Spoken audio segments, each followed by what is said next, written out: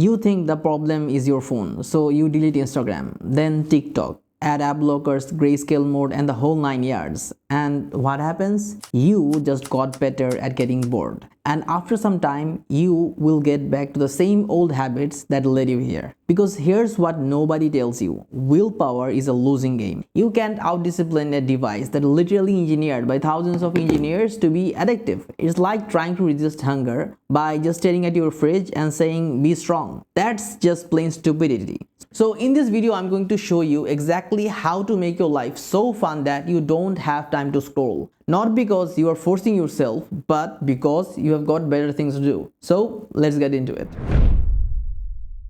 You see people who don't scroll much, people who have lofty goals, people who want to accomplish great things. They're not much more disciplined than you and me. Maybe some are, but most of them are just busy, genuinely busy, doing things that actually matter to them, doing important things one after another so that they don't fall into their bad habits. And I'm pretty sure you had times in your own life you had found something that's so interesting that you forgot about scrolling. Maybe even skipping meals, friends, everything to reach that goal. And it might be something big as getting into a good university, finding a good job, getting that promotion. Or it might be simple as getting better at a sport, maybe even video games. All of them are goals that you found worth pursuing, worth it for you to give up some of your habits. Years back, when I wanted to quit social media, stop doom scrolling, stop playing video games, I also started off like most, trying to cut things off immediately, boring myself until I fell back into those same bad habits. But then I found something that was worth pursuing. So unconsciously, I stopped trying to remove distractions and started adding things that actually fulfilled me. I started pursuing goals that actually scared me a little. And here's the crazy part: I didn't need discipline anymore, or at least that's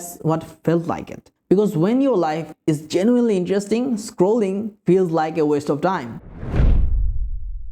Most advice about phone addiction is subtractions. Give that up, delete this, block that, freeze that. But that just leaves you with empty time and no idea to what to do with it. The real secret: addition. Adding stuff that actually interests you. Things that motivate you to get up and do the work. When you fill your life with things that actually light you up, scrolling becomes a thing that you don't have time for. It's not about fighting the urge, it's about replacing it with something better. Research from University of California found that it takes an average of 23 minutes to refocus after phone distractions. So just a simple habit of checking your notification, your messages or email will mess up your focus. So over the years, what I found that actually worked was working with things that actually matter to you, rather than just focusing on avoiding a phone. Because think about it. When was the last time you were doing something that you loved and thought about grabbing your phone? Kind of never. See, that's the thing. You have to find some things that actually matter to you, because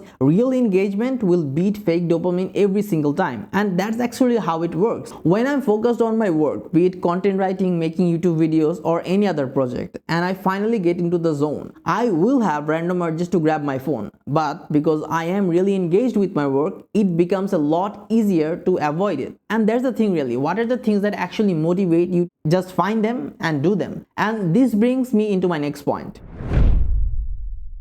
People with big goals don't waste their time much. It's not because they have better self-control, but because they're genuinely excited about what they are building. When you're pursuing something that actually scares you a little, maybe learning a new language, getting into the best shape of your life, building a business, mastering a skill, you don't want to waste your time. You want to use every single drop of the second to make it productive. You are pulled towards your goal instead of having to push yourself away from your phone. And lofty goals, that create structure. You start to block out your time, prep things the night before, you think about it in the shower, and your mind constantly is occupied with it. And that's what actually matters to you. So what's the thing that you always wanted to do but found too big or too scary? Maybe it's a certain sport that you want to get better at. Maybe getting better at human interactions, building good relationships, or anything really. Just pick one, just one, and let it pull you forward. Because what I found is success has a compounding effect. One of the things that I really notice how small wins in completely different areas of your life will actually push you forward to your success. You go to the gym regularly, you constantly push yourself, and after months of eating right, sleeping right, and training right, you finally are able to bench 2 plates, squat 3, and deadlift 4 plates. That's an accomplishment that majority of people won't be able to do, and that success there will push you forward in other areas of your life. You will find work getting much more interesting, not because the work itself, but because you want to do hard things. You will find yourself sitting on your desk for hours and doing deep work. You might even find yourself getting much more confident to speak in public. All of the things are completely unrelated in different fields, and yet you will find that success in one area of your life will actually compound and push in other areas. And that's also the same thing for failures, really. So you will have to celebrate small wins, but you have to actually get them though. All of that is most likely to happen only if you're willing to do the hard work. Win small wins that actually push you forward.